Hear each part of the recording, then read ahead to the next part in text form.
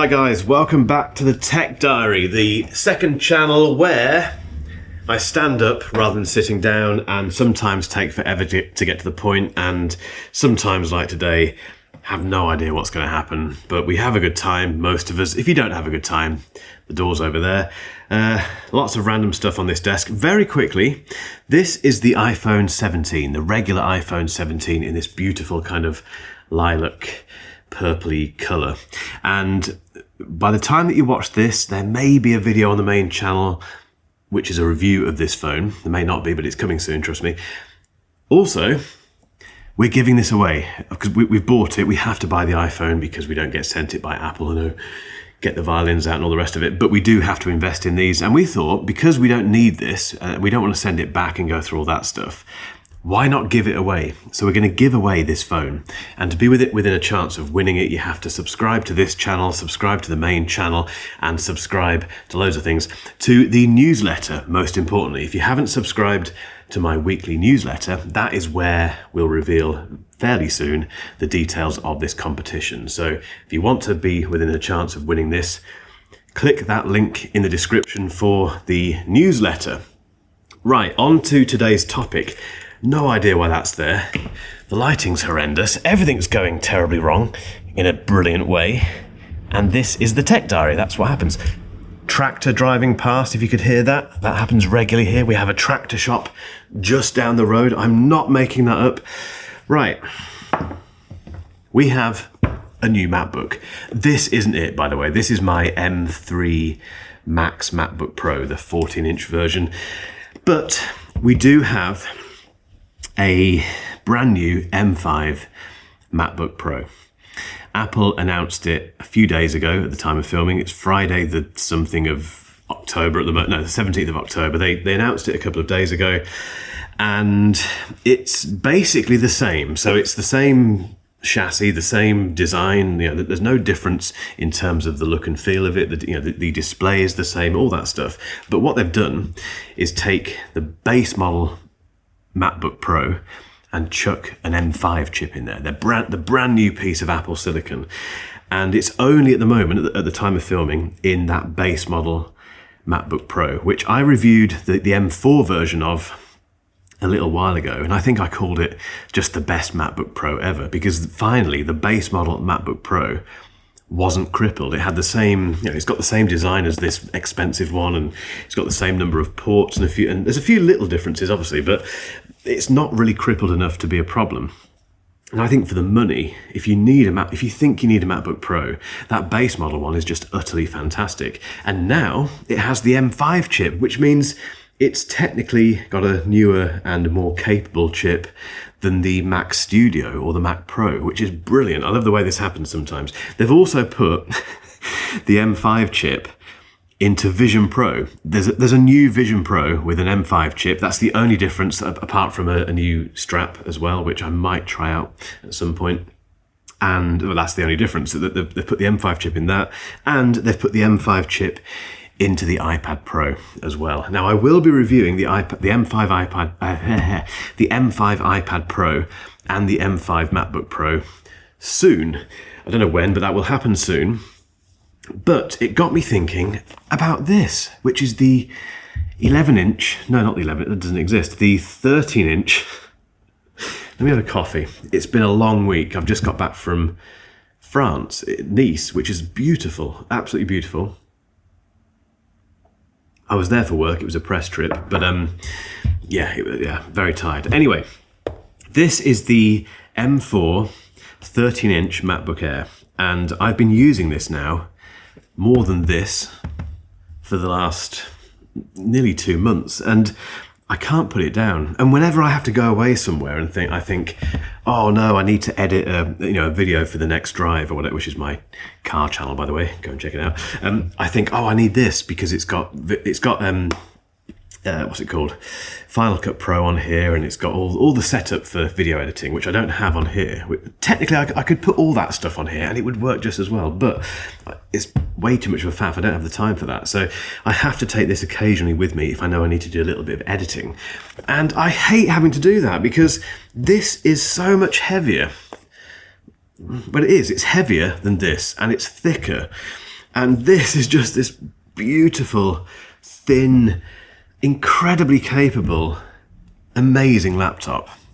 And I want to switch to it. I genuinely want to switch to it full time, but at the moment I can't because I need certain things on that. Anyway, that's not really the point of this video. The point of this video, he says, getting to it eventually, is that I think for most people, the MacBook Air, and specifically the 13-inch MacBook Air, because I have a 15-inch version as well. I've got way too many laptops.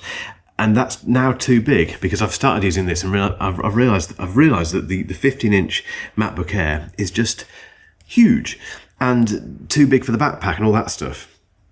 But I think this version, particularly the M4 version as well, is just perfect for most people. I've even made a list of the reasons why that's the case, I think. So if we think about the differences here, I'd love to, as always, guys, I'd love you to get involved down below and let me know your thoughts on this. But if we think about the main differences, so for instance, the Pro, I did have to note this down because I'd forgotten. The Pro has active cooling, so it has fans in here that cool it down if it needs to do very intense stuff. So you're less likely to get throttling, which is a very hard word to say. This is less likely to slow itself down artificially than the Air, because the Air has no active cooling. This has more ports, so we have an SD card slot, which is fantastic, and we have more USB-C ports, Thunderbolt 4, whatever, and it has brilliantly a HDMI port as well. You don't get most of that stuff on the MacBook Air. You just get a headphone jack and 2 USB-C ports. That's it. You do get, obviously, what's it called, MagSafe charging, which is fine, but you get more ports on this. Basically, you get a slightly better display on the MacBook Pro. But I challenge anyone, when you put these side by side, to fully notice it. Okay, it has ProMotion, so it's got the 120 Hz refresh rate, but again, I very rarely notice that when I'm using this. And what else has it got? It's a brighter display, and it's a different display technology as well. But again, put them side by side and you're hard pressed to notice the difference, I promise. I've got both, I've done that. Oh, and it has higher spec options. So if you need more RAM, if you need more unified memory, if you need 8 terabytes of storage, you have to go for this. This has less, upgradable paths to it, basically. And there's a 16-inch version of this versus the 15-inch version of that. So size differences. The Air, on the other hand, I've noted down here, the 13-inch Air, this one here, has everything for most people.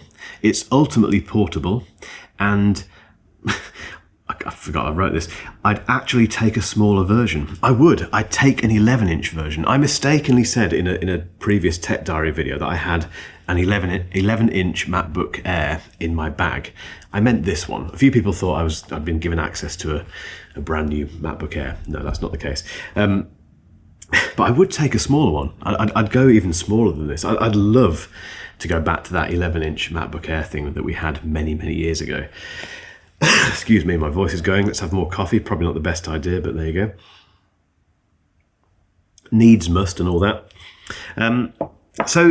Okay, the 13-inch MacBook Air and the MacBook Air in general, does have less stuff than the MacBook Pro. But I think we're getting to the point now, and the reason this kind of thought sparked in my head this week is because of that M5 MacBook Pro launch. And if you read the press release, which anyone can go and see on the Apple website now, it sounds impressive because it's got lots of performance upgrades in terms of AI and graphics capabilities and all the normal stuff. It sounds very exciting, but we've got to a point now where the MacBook Air, is equally, not on level pegging terms, but in terms of the way it's come on with performance and versus previous generations, versus the M1 generation, for instance, we've got to a point where this is immeasurably more powerful than it used to be. And again, for most people, as I've put here, it works. It's enough. And I challenge most of you watching now, if you think you need the MacBook Pro, and this is where you need to get involved down below. If you think you need the MacBook Pro, I challenge you to convince me why that's the case.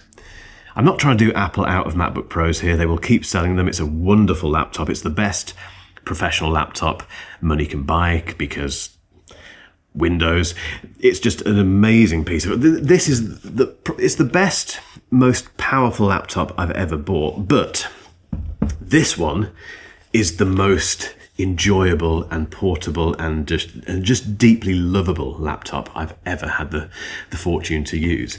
That's the difference between the two. So I do challenge anyone watching this now who thinks they absolutely need a MacBook Pro to tell me why.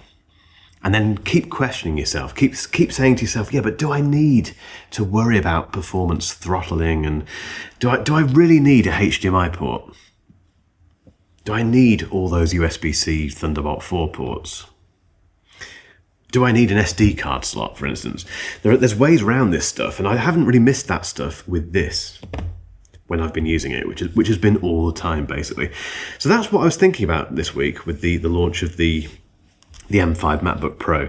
As I say, I will be getting one in to review, which I'm not sure when that's going to happen, but it will happen relatively soon. Same thing with the M5 iPad Air, not iPad Air, iPad Pro. I will be reviewing that as well. The M5 Vision Pro, I'm